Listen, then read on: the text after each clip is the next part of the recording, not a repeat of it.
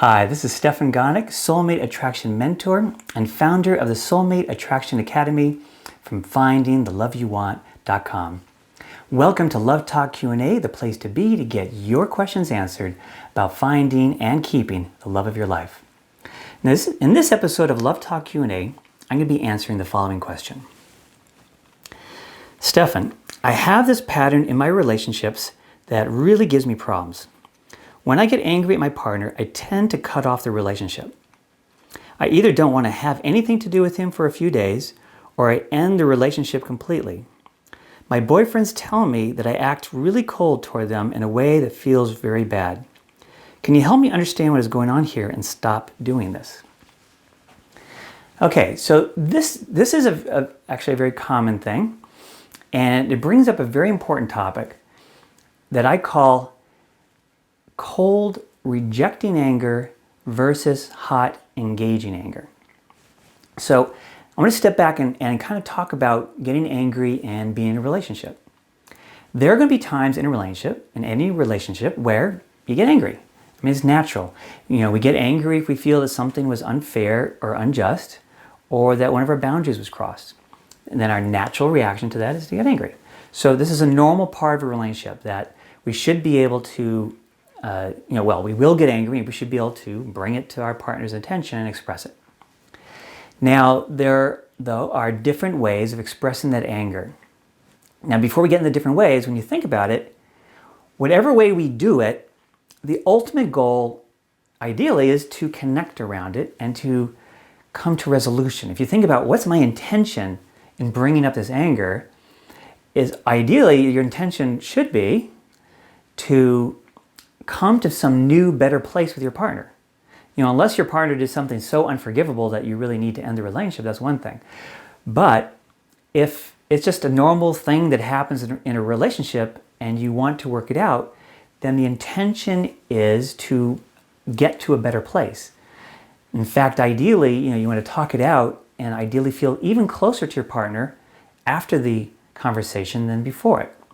In a good relationship, when you work something out that was difficult with a partner, you actually end up in a place that's even better than before, and you feel stronger as a couple. So let's keep that in mind as we discuss how to bring anger to our partner. Now, like I said in the title, cold rejecting anger versus hot engaging anger, is already giving a bit of a clue as to where I'm going to go with this. What you're doing, the person asking this question, is you're doing what's called cold rejecting anger.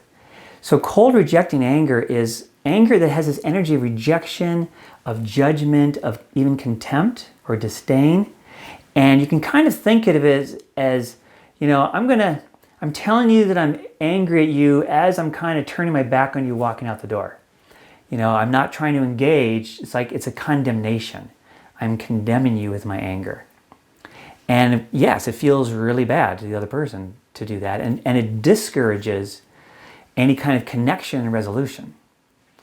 Now, the alternative to this is what I call hot engaging anger.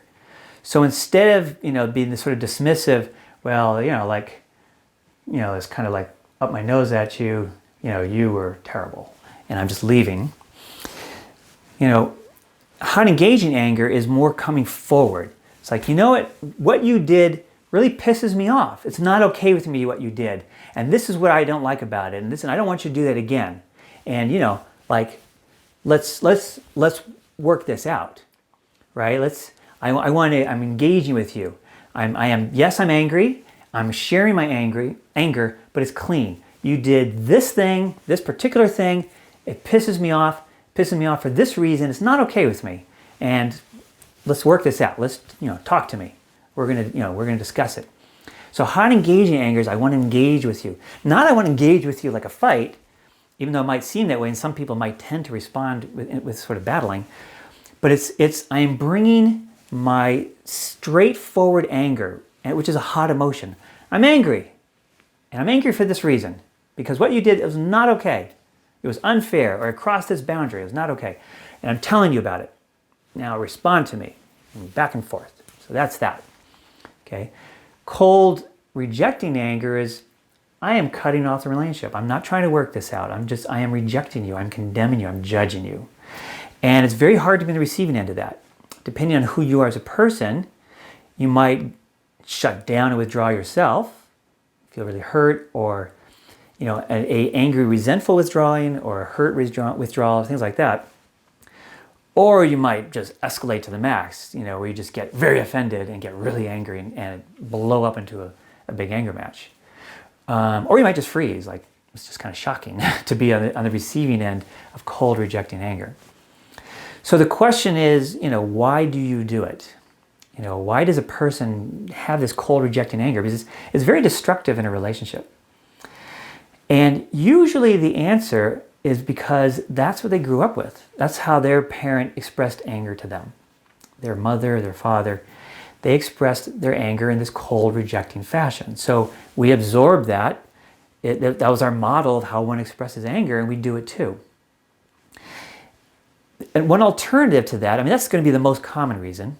Another possible reason as to why a person might do that is because they're very scared. You said in your question that you will cut off the relationship for days or maybe exit altogether. If you come into a relationship with a lot of fear, either fear of getting hurt or fear of getting abandoned, either one of those fears, when you get angry, there can be this fear that the thing you're angry about kind of spells the end of the relationship. So you may kind of exit first. There's some people who do that. If they feel like their partner is about to break up with them, they'll do it first, so they don't have to be the one that got broken up with. And it's like, I feel it coming, so I'm going to break up with you first. Okay, so in this case, it's more of an imagined thing. Like, I feel unsafe in my relationships, not because of you personally, but that's because that's what I bring to relationships myself, as from my own history. So because I feel unsafe, if something that feels a little threatening happens, something that's unfair crosses the boundary, rather than viewing that as a normal occurrence in a relationship, it might might really bring up my fears about feeling unsafe in relationships. So I'm going to kind of exit. And one way I can exit is I can use an anger exit. Like, that was really bad, I'm out of here, kind of thing. And it can be, more subtle. You might not even be aware if you're doing it. So like the person who asked the question, she was getting feedback from her boyfriends about how cold it was and how they felt cut off from her. And that brought it to her attention, so that's why I got the question. But sometimes you're not even aware of it. What you're more aware of is just this feeling of fleeing. I have to get out of here. So if you have that feeling of I'm angry and I'm fleeing, it's probably this fear place that I was just talking about, where you feel unsafe in a relationship, and this is whatever had happened was threatening, scary, and it brought up that fear, that feeling of unsafety, and your tendency then is to exit. Okay, so having an understanding of these two ways of expressing anger, cold, rejecting anger versus hot, engaging anger, can be a very helpful starting point. So for the person asking the question, think about that. It's like, okay, hot, engaging anger. I'm angry that you did this. I come forward to you. I'm not ready to leave. I'm not exiting as I'm expressing my anger. I'm bringing it to you because I want to work it out. Okay? So you can kind of just try and orient yourself that way to shift it. The other thing is you can do some healing around it. If you're in the second category I mentioned of feeling threatened, feeling unsafe in relationships, then you might want to do some healing and work on that, because that feeling of unsafety, those fears, is going to make it hard for you to have a really successful relationship, because it's impossible to never ever feel threatened in a relationship. Even if you're with this very soft, caring partner, there's going to be times where something happens and it'll feel scary and threatening. It is part of a relationship. If you're in the category of somebody who grew up with a parent who did cold, rejecting anger to you, then you're going to want to do some healing work on those experiences themselves. You're going to want to do some kind of EFT healing work on some representative examples of your parent doing the cold, rejecting anger to you, and you actually responding with hot, engaging anger. Letting your parent know that this cold, rejecting anger is not okay with you. So that tends to be hard to do by oneself. You can try and do that. If you can, that's fantastic. It tends to be something that we need a cheerleader to support us to do it. To work with somebody who can be there with us and for us to help us do that. But if you do that, in my experience, with my own clients, it generally only takes about 2 or 3 sessions, and that's it, to break out of that pattern and to basically heal what happened with your parents or parent, so that you no longer do that cold rejecting anger yourself, and instead you do the healthier version of anger. Speaking of healthy versions of anger, I actually have another video called Good Anger versus Bad Anger and Self-Empowerment. So if you search on YouTube, or you look within my channel, actually, you just look at all the videos, you'll see it in there. This is a really helpful video that goes much more into truly unhealthy forms of anger. Cold rejecting anger is a type of unhealthy anger, but there's a lot of misconceptions about what anger is. Most people tend to think of anger as just a bad emotion. Anger is bad, I should try and avoid feeling it as much as possible, and certainly avoid expressing it. Well, it turns out that that's not the case. There are bad, unhealthy kinds of anger, and there's actually one, but a very important, in fact, essential, healthy kind of anger, that if we don't have that kind, it really limits us and holds us back. So there's a super important distinction between this unhealthy kind of anger and this very, very good, healthy kind of anger, which I talk about in that video.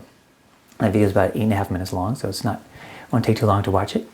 And all my clients find it really helpful. So anyway, I invite you to check out that video. And I hope this topic of cold rejecting anger versus hot engaging anger, and when you do the hot engaging anger, ideally you want to do that healthy kind. That's why I'm mentioning the other video, because that will help explain to you what the healthy anger is. So that's the kind we want to do when we're doing the hot engaging anger. So anyway, I hope this was all helpful, and I love getting your comments. I respond to people's comments. So enter your comments below, ask your own questions in the comments below, and I'll see you on the next episode of Love Talk Q&A. Did you like this video? If so, click on the like button below, subscribe to this channel, and spread the love to your friends.